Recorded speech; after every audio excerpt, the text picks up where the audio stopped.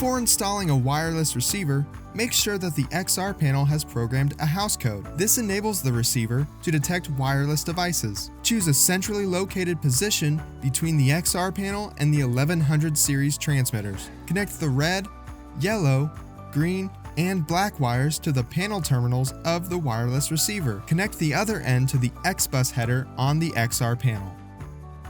With the house code enabled, the XR panel will immediately recognize the wireless receiver. Before mounting, use a wireless transmitter to perform an LED survey of the area. Once a proper connection has been established and a permanent place has been decided for the wireless receiver, use the included number 6 screws to secure the backplate to the wall. Make sure to use one of the provided screws to secure the wall tamper as well. That's how to install a wireless receiver to an XR series panel.